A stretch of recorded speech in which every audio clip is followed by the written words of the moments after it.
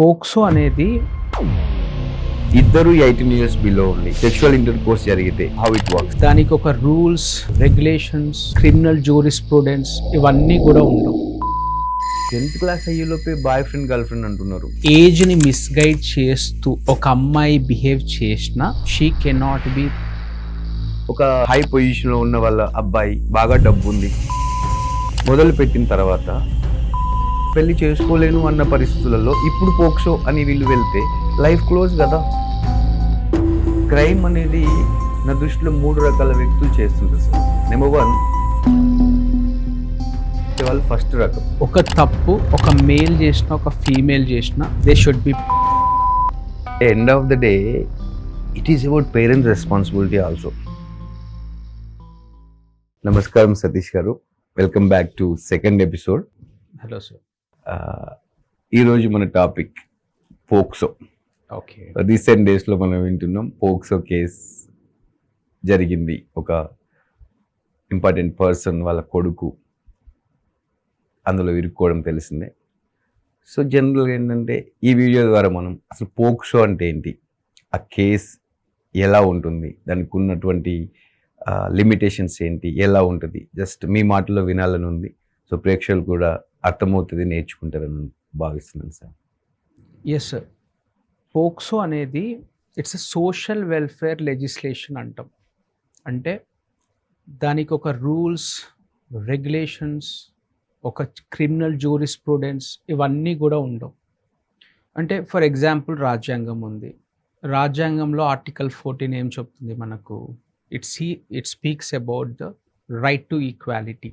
Yes. అంటే ఒక తప్పు ఒక మేల్ చేసిన ఒక ఫీమేల్ చేసిన దే షుడ్ బి పనిష్డ్ అని చెప్పి.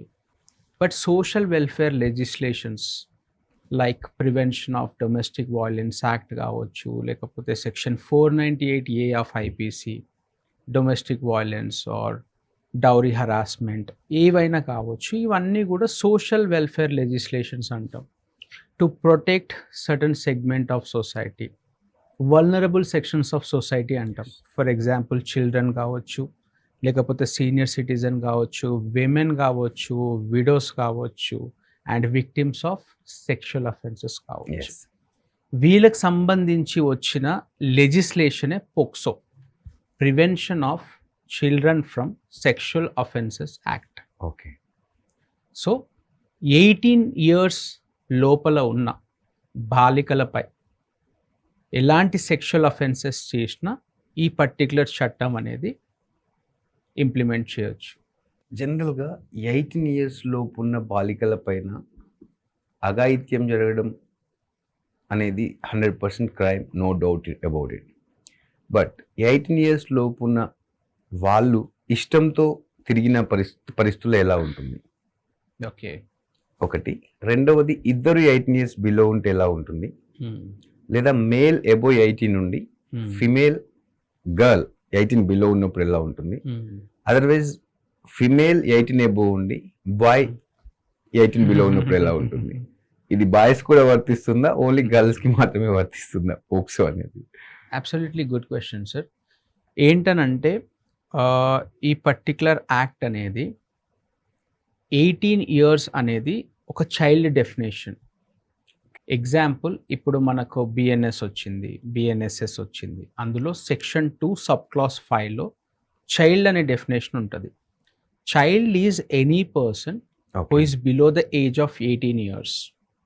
సో ఈ పోక్సో యాక్ట్ 18 ఇయర్స్ అనేది ప్రిస్క్రైబ్డ్ ఏజ్ లిమిట్.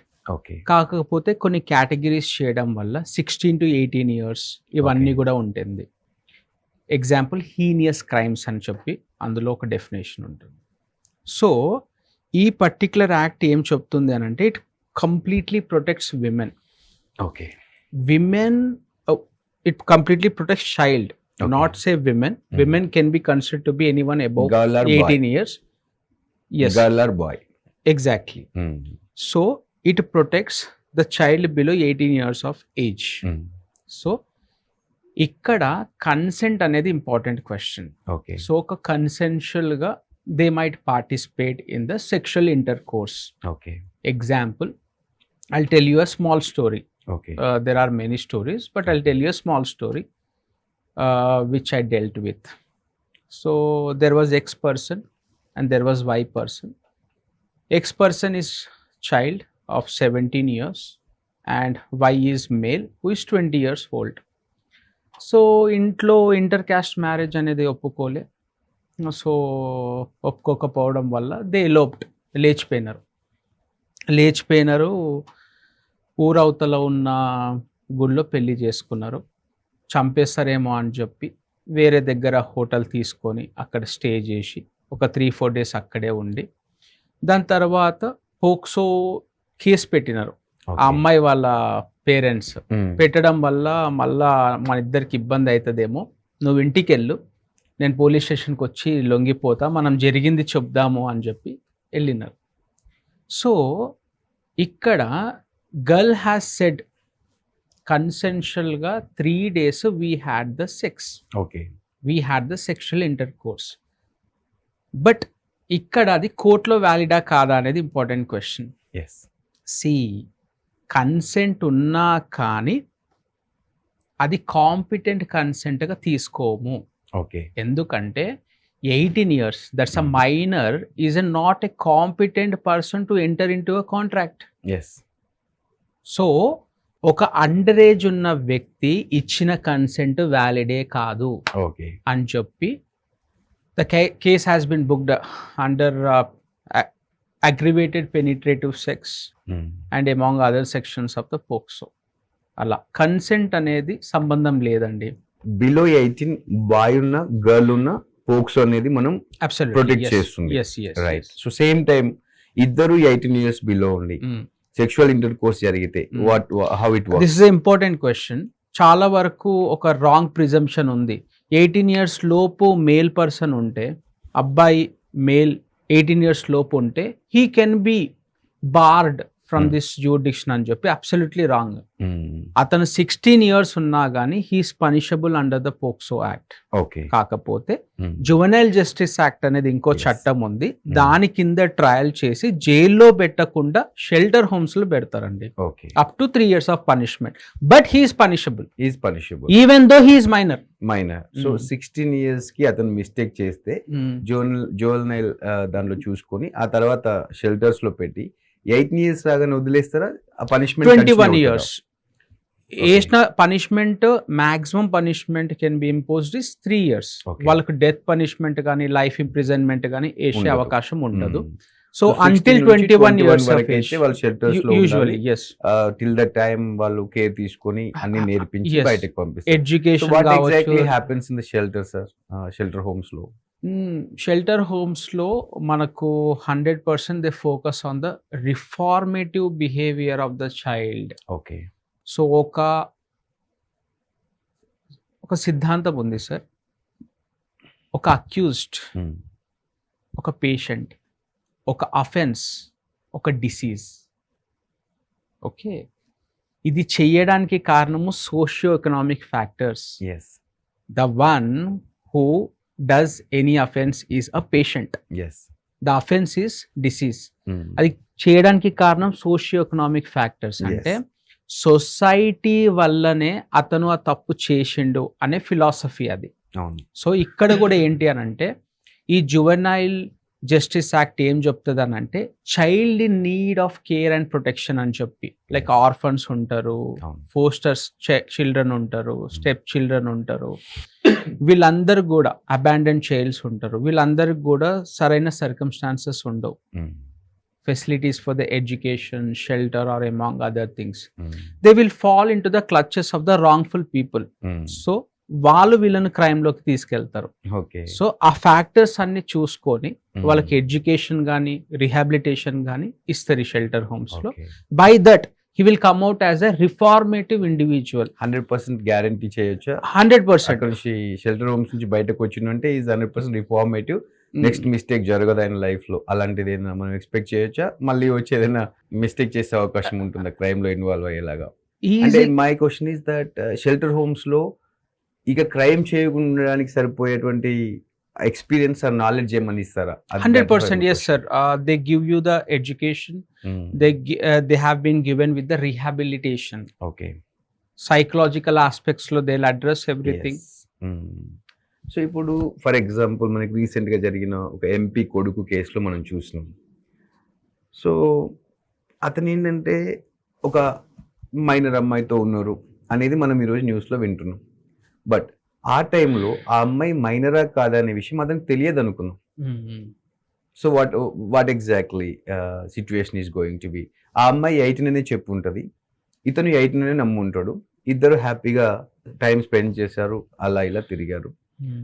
రీసెంట్ అక్కడ వచ్చిన న్యూస్ మనం చూసినంత వరకు ఏంటంటే ఆ అమ్మాయిని ఇతను మ్యారేజ్ చేసుకుంటా అని చెప్తూ ఇద్దరు కలిసి హ్యాపీగా స్పెండ్ చేయడం జరిగింది. ఎప్పుడైతే చేసుకోను అని అన్నారో అప్పుడు వీళ్ళు పోక్సో కేసు పెట్టారు, రైట్? సో ఇప్పుడు ఆ అమ్మాయి మైనరా మేజరా అని తెలుసుకొని ఒక కేసు రికార్డ్ చేయడానికి పోలీస్ వాళ్ళు కోర్టుకి వెళ్ళి చెక్ చేసుకున్నప్పుడు ఆమె birth certificate, 10th class certificate అవి చెక్ చేస్తే 2 ప్లేసెస్లో 2 డిఫరెంట్ కైండ్ ఆఫ్ ఏజ్ ఉంది.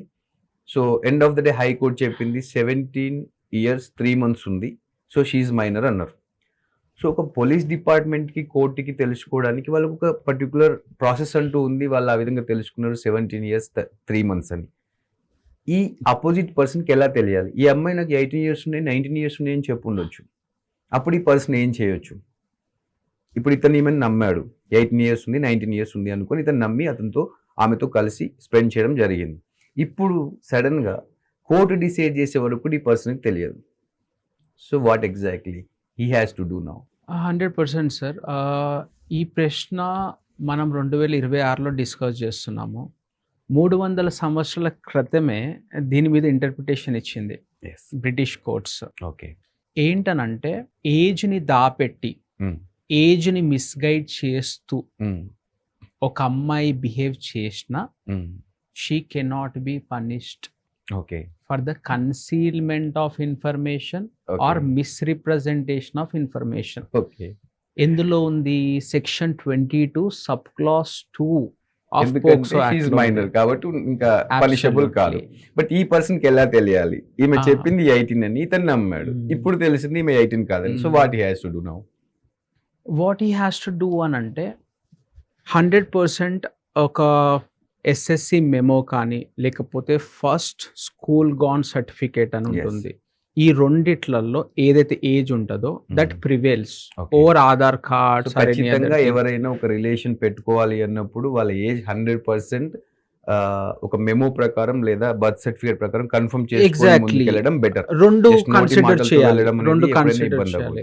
ఎస్ఎస్సి సర్టిఫికేట్ లేదు అని అంటే birth certificate issued by the గ్రామ పంచాయత్ ఆర్ మున్సిపాలిటీ. ఓకే. ఇది చూసిన తర్వాత they can come into the conclusion of entering into relationship.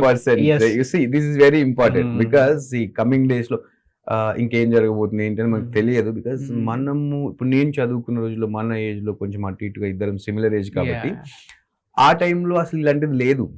కానీ ఇప్పుడు 10th క్లాస్ అయ్యేలోపే బాయ్ ఫ్రెండ్ గర్ల్ ఫ్రెండ్ అంటున్నారు. వాళ్ళిద్దరికి తెలియదు, ఇద్దరు మైనర్సే. బట్ వాళ్ళు ఏ మిస్టేక్ చేసి ఏదైనా అనుకుంది జరిగితే so he will go to the court. ఈమెకేమవ్వదు బికాస్ ఫస్ట్ మనం గర్ల్ కి ప్రిఫరెన్స్ ఇచ్చి కాపాడదాం అంటున్నాం. So boys going to suffer. అవును. సో ఆ స్కూల్ ఏజ్ లో జరిగేవి కూడా చాలా జాగ్రత్తగా ఉండాలి. అంటే ఇక్కడ ఏంటంటే ఇద్దరు హ్యాపీగా కలిసి ఉన్నారు, ఆ విషయమే బయటికి రాలేదు, వాళ్ళు హ్యాపీగానే ఉన్నారు. ఆ తర్వాత కూడా కలిసి ఉన్నారు లేదా విడిపోయిన డస్ నాట్ మ్యాటర్. వీళ్ళలో ఎవరో ఒకరు వచ్చి కేసు పెడితేనే ప్రాబ్లం, అదర్వైజ్ నో ప్రాబ్లం. అదే కదా. So as long as it's not going to be problem, no problem. ఎప్పుడైతే వాళ్ళు కోర్టుకు వస్తారో అప్పుడు ఆబ్వియస్లీ పనిషబుల్ అనమాట. సో పిల్లలు మీరు చూడండి, 18 years ఉన్న వాళ్ళందరూ కూడా కేర్ఫుల్ గా ఉండండి. సో ఎప్పుడు ఏం జరుగుతుందో తెలియదు కాబట్టి so be careful till wait 18th year and once you get matured age then only you can take decision. So you tell them to look at the certificate before loving certificate చూడాలి. and 18 years వరకు ఇలాంటి వాటిలో involve కూడా అవ్వద్దు అని చెప్తున్నాను. Be careful because ఈ రోజు అంటే జనరల్ ఇప్పుడు జరిగినది ఎగ్జాంపుల్ మనం చూసినాం సార్, ఇది ఒకటి కాదు ఎన్నో జరిగి ఉంటాయి. ఒక హై పొజిషన్లో ఉన్న వాళ్ళ అబ్బాయి బాగా డబ్బు ఉంది, ఇతనితో వెళ్తే మనం హ్యాపీగా లైఫ్ సెటిల్ అయిపోతుంది, మంచి లైఫ్ లీడ్ చేయొచ్చు, లైఫ్ బాగా ఎంజాయ్ చేయొచ్చు అని మొదలు పెట్టిన తర్వాత ఆ అబ్బాయికి పరిస్థితులు మారి నేను పెళ్లి చేసుకోలేను అన్న పరిస్థితులలో ఇప్పుడు పోక్సో అని వీళ్ళు వెళ్తే లైఫ్ క్లోజ్ కదా. అగ్రీ. సో ఆ రోజు వాళ్ళకి తెలిసే చేసిండ్రు, మైనర్ అని లేదా మేజర్ అని ఏదైనా. కానీ ఈ రోజు మాత్రం పోక్సో అన్నప్పుడు బలైంది అతనే కదా. సో అందుకని 100% చెక్ చేసుకున్న తర్వాతనే కన్ఫర్మ్ చేసుకుని రిలేషన్లోకి వెళ్ళాలి. ఎవరు ఎప్పుడు ఎలా ఉంటారో ఎవరికి తెలియదు. ఎవరి స్వార్థం కోసం వాళ్ళు ఉంటారు. అసలే మెచ్యూరిటీ లేని ఒక ఏజ్. సో జనరల్గా ఏంటంటే సార్, ఇప్పుడు మనము ఈ క్రైమ్స్ ఏది చూసినా యాజ్ అడ్వకేట్ మీరు రెగ్యులర్గా అవే డీల్ చేస్తూ ఉంటారు కాబట్టి, క్రైమ్ అనేది నా దృష్టిలో 3 రకాల వ్యక్తులు చేస్తుంటారు సార్. నెంబర్ 1, ఇది ఇంత పెద్ద తప్పు అని తెలియకుండా చేసేవాళ్ళు ఫస్ట్ రకం. ఓకే. మిస్టేక్ అయిన తర్వాత కోర్టుకి వెళ్ళిన తర్వాత శిక్ష పడితే నేను చేసిన ఇంత పెద్ద తప్ప అని తెలిసేవాళ్ళు ఫస్ట్ కేటగిరీ. సెకండ్ కేటగిరీ ఏంటంటే ఏది చేసినా ఏం కాదు, నాకు డబ్బు ఉంది, నాకు బ్యాక్గ్రౌండ్ ఉంది, నాకు సపోర్ట్ ఉంది, నన్ను ఎవరు ఏం చేయలేరు అనేవాళ్ళు రెండో కేటగిరీ. మూడో కేటగిరీ ఏంటంటే వాళ్ళ దగ్గర డబ్బు లేదు, సపోర్టు లేదు, అండ్ అది తప్పని తెలిసినా ఆ పర్టికులర్ సందర్భంలో ఎమోషనల్ ఇంబ్యాలెన్స్తో ఏదో మిస్టేక్ చేసిన తర్వాత అయ్యో ఇలా జరిగిపోయింది అని ఫీల్ అయ్యే వాళ్ళు థర్డ్ కేటగిరీ అని నేను అనుకుంటున్నాను. సో ఈ 3 కేటగిరీస్ని మనం ఏ విధంగా చూడాలి? ఎందుకంటే as a democracy we have to reduce the crime. Just technology పెరుగుతుంది, మనం బాగా చదువుకున్నాం, ఎడ్యుకేట్ అవుతున్నాం అని చెప్తున్నాం, కానీ రోజు రోజుకి క్రైమ్ కొత్తగా వింతగా జరుగుతూ ఉంది సమాజంలో. సో రెడ్యూస్ చేయాలి అన్నప్పుడు మనం ఏం చేయాలి? ఏ విధంగా అందరికీ అర్థమయ్యేలా చేయాలి? మీ సజెషన్ ఏంటి సార్? 100% సార్. మీరు గమనిస్తే చట్టము అనేది గత 75 సంవత్సరాల నుంచి ఉంది. For example Indian penal code అనేది మనం తయారు చేసింది కాదు. బ్రిటిష్ గవర్నమెంట్లో లార్డ్ మెకాలే 1860లో తయారు చేసిన చట్టం అనేది చాలా రోజుల నుంచి ఉంది. బట్ అది ఉన్న తర్వాత కూడా దాని గురించి నేర్చుకోకపోవడం అనేది ఫస్ట్ తప్పు. ఓకే. ఎందుకంటే స్టేట్ యొక్క responsibility to make the people being aware of the law of the land తెలియాలి సార్. ఒక హ్యూమన్కి ఒక డెడ్ బాడీకి రెండిటికి తేడా ఏంటనంటే the dead body doesn't have the fundamental rights which are being enshrined under article 12 to 35.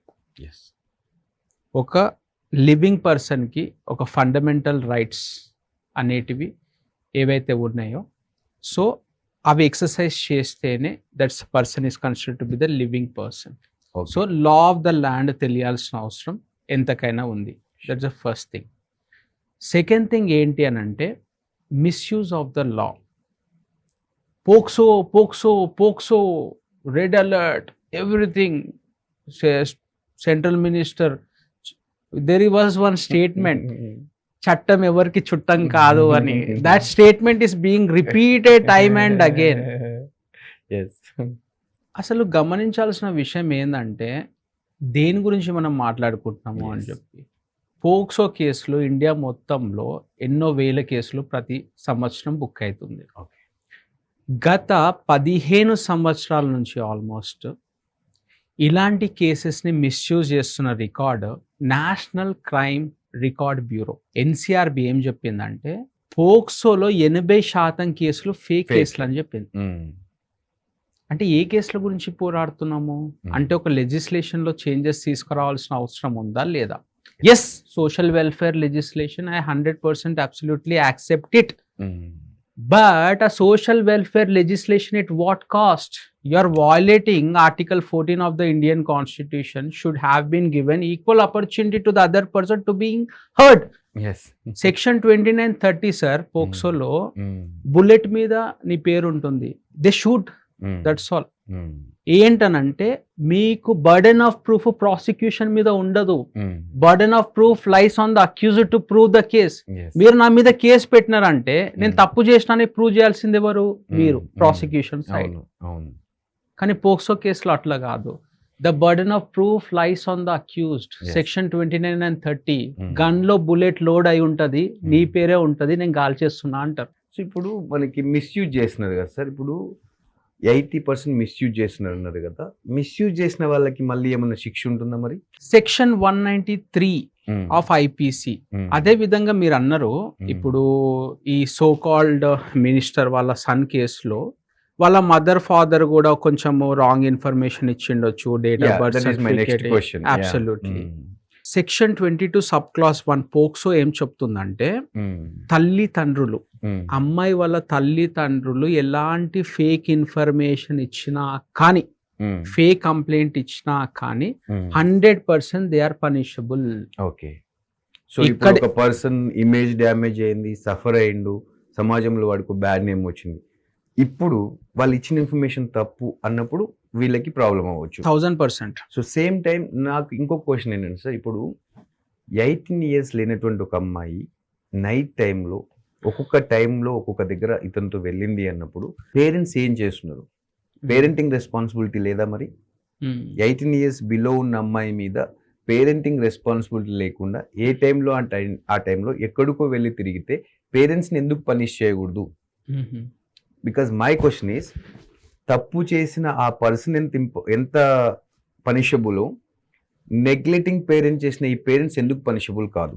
వీళ్ళకు కూడా ఎందుకు చేయకూడదు? బికాజ్ అది ఉంటే బాగుంటుంది కదా అని నా ఉద్దేశం. బికాజ్ అది చేసినప్పుడే వీళ్ళు పిల్లల్ని కేర్ తీసుకోవడం, జాగ్రత్తగా చూసుకోవడం జరుగుతుంది. అది చేయకపోతే ఒక ఎంపీ కొడుకు కదా, సరే ఉంటే ఉంటుంది, హ్యాపీగా ఉంటుంది, డబ్బులు బాగున్నాయి, ఎంజాయ్ చేస్తుంది, మ్యారేజ్ చేసుకుంటా అంటున్నాడు కదా అని వీళ్ళు నెగ్లెక్ట్ చేసి వదిలినా కూడా పేరెంట్స్ కూడా మిస్టేకే కదా. Why they are not punishable in this case, particular case? 100% sir. See, parenting అనే ఆస్పెక్ట్ ఒక సోషల్ ఇన్స్టిట్యూషన్ ఆఫ్ ఫ్యామిలీని కాపాడే ఆస్పెక్ట్. 100% ఒక చైల్డ్ని ఒక ప్రొరాగేటివ్లో పెంచాలని చూస్తారు, 100%. బట్ లిబర్టీ ఇవ్వడం వల్ల పేరెంటింగ్లో తప్పు చేసినారు అని చెప్పి మనం చెప్పలేము. ఫర్ ఎగ్జాంపుల్, ఫ్రెండ్ ఇంటికి వెళ్ళి నేను 1 o'clock వరకు అక్కడే చదువుకొని నేను అక్కడే నిద్రపోతాను అన్నది. 1 o'clock వరకు వేరే ఎట్లా పడుకునే దానికి మీరు ఆస్కారం ఇచ్చినారు అని చెప్పి పక్కింటోళ్ళు అడుగుతారు. అడిగినప్పుడు అది సరైన ప్రశ్న అనుకుంటారా, లేకపోతే ప్రశ్ననే రాంగ్ అనుకుంటారా? ప్రశ్ననే రాంగ్. అయితే అది వాళ్ళకి అవసరం లేదు. అయితే చూసుకోవాల్సిన బాధ్యత పేరెంట్స్ కి ఉండదా? 100% చూసుకోవడంకి లిబర్టీకి చాలా థిన్ లైన్ ఉంటుంది. What we call it as very grey line. లిబర్టీని ఎక్సర్సైజ్ చేసుకోవాలి, వాళ్ళకి అన్ని ఫండమెంటల్ రైట్స్ ఇవ్వాలి అనే ఆలోచనతోటి, ఆ ప్రొరాగేటివ్ తోటి వాళ్ళకి ఆ లిబర్టీ ఇస్తారు. ఆ లిబర్టీని మిస్యూజ్ చేసుకోవడమా చేసుకోకపోవడమా అనేది వేరే పర్స్పెక్టివ్. బట్ లిబర్టీనే కర్టెల్ చేయడము అనేది that's not right. Okay. So 18 years లోపు పిల్లలకి లిబర్టీ ఎంతైనా ఇవ్వచ్చు, మిస్టేక్ జరిగినప్పుడు మాత్రం కేసు పెట్టాలి, ఇలా చేయాలి పేరెంట్స్, అంతేనా? You are paraphrasing my sentence. That's good. So అలా కాదు సార్, ఎందుకంటే end of the day it is about parents responsibility also. Okay, మనం అంటున్నాము అది బాయ్ కావచ్చు, గర్ల్ కావచ్చు సార్. 18 years బిలో ఉన్నప్పుడు ఆయన ఒక వల్నరబుల్ సిచ్యువేషన్లో ఉండే అవకాశం ఉంటుంది, మెచ్యూరిటీ లెవెల్స్ ఉండవు, రేపు ప్రాబ్లం అవ్వచ్చు అన్నప్పుడు why don't we take care from our side అనేదే క్వశ్చన్. ఇక్కడ ఎవరిని తప్పు ఒప్పు అని చెప్పడానికి కాదు సార్, అందరినీ ఆలోచింపజేయాలనే ఒక ఉద్దేశంతో ఈ క్వశ్చన్ అడుగుతున్నాను. బికాస్ పేరెంట్స్ వైపు నుంచి కూడా ఆలోచించాలి, girl or boy. 100% sir, there will be responsibility on the parents. వాళ్ళ బాగులు చూసుకోవాలి, వాళ్ళు ఏ దారిలో వెళ్తున్నారు, వెళ్ళే దారి కరెక్టా కాదా, చేసే ఫ్రెండ్షిప్ కరెక్టా కాదా అనేది 100% they should have the tap of information on that.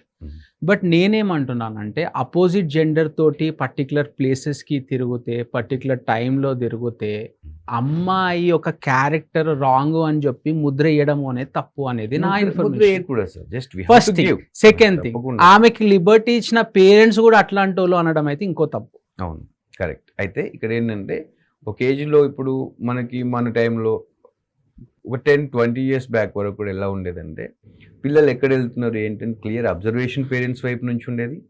And పిల్లలకి కూడా భయం ఉండేది, లేట్ అయితే అమ్మ నాన్న ఏం తిడతారు, తప్పు చేయాలంటే ఇంకా భయం. సో ఆ ఒక భయము భక్తినో ఉండడం వల్ల జాగ్రత్తగా లైఫ్ లీడ్ చేసేవాళ్ళం. ఈరోజు అది ఎందుకు మిస్ అవుతుంది అని మీరు అంటున్నారు?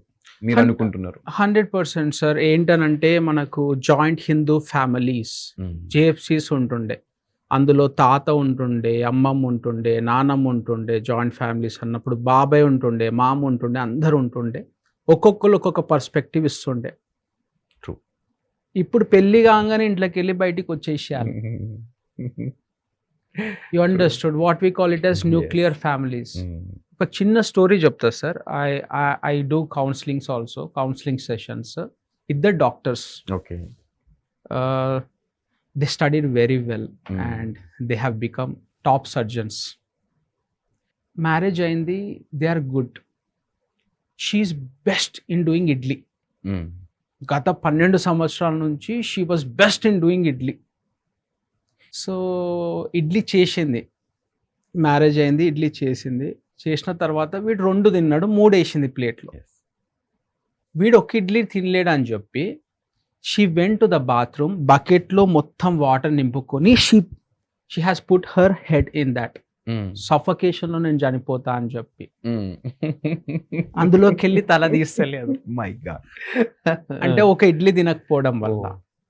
అంటే ఈ రికన్సిలియేషన్ అనేది పెద్ద మనుషులు ఉన్నప్పుడు ఇది తప్పు నీది, ఇది తప్పు నీది అని చెప్పి సర్ది చెప్పేవాళ్ళు. ఆ రికన్సిలియేషన్ కి స్కోప్ ఇచ్చేవాళ్ళు. అవును. పెళ్లి కాగానే బయటికి వచ్చినామని అంటే న్యూక్లియర్ ఫ్యామిలీలో నువ్వు అపార్ట్మెంట్లో కొట్టుకొని వచ్చినా కానీ పక్కన వాళ్ళు కూడా మీకు రెస్పాండ్ కాదు. సో బేసికలీ చిన్నప్పుడు మనకి గోడల మీద స్లోగన్స్ రాసేవాళ్ళు. మంచి మంచి పెద్ద పెద్ద ఫ్యామిలీస్ ఉన్న టైంలో చిన్న కుటుంబం, చింతలేని కుటుంబం అని రాసేవాళ్ళు. కానీ ఇప్పుడు మనం న్యూక్లియర్ ఫ్యామిలీ, చిన్న కుటుంబం అనే న్యూక్లియర్ ఫ్యామిలీ అనేది బెటర్ అనిపిస్తుంది నాకు. ఎందుకంటే nuclear families are like a nuclear bombs.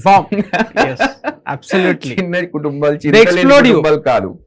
Nuclear అనేది ఎప్పుడైనా ఎక్స్ప్లోడ్ అవుతుంది. బికాస్ పెద్దవాళ్ళు ఉండరు, ఇద్దరు ఒకే ఏజ్ లో లేదా 4-5 years గ్యాప్ లో ఉన్న వాళ్ళ ఎమోషనల్ ఇంబ్యాలెన్స్ లోకి వెళ్ళి ఏదైనా చేయబోయినా చెప్పడానికి, చూడడానికి, సర్ది చెప్పడానికి ఎవరు లేరు. వీళ్ళకి పేషెన్స్ లేదు, ఎమోషనల్ బ్యాలెన్స్ లేదు. So end of the day ending up with crimes. So sure sir, thank you very much. And పోక్సోకి సంబంధించి మంచి ఇన్ఫర్మేషన్ ఇచ్చారు. తప్పకుండా ప్రేక్షకులు దీన్ని చాలా నేర్చుకుంటారు, అర్థం చేసుకుంటారని అనుకుంటున్నాను. And yeah, thank you very much. Thank you. Have a nice day.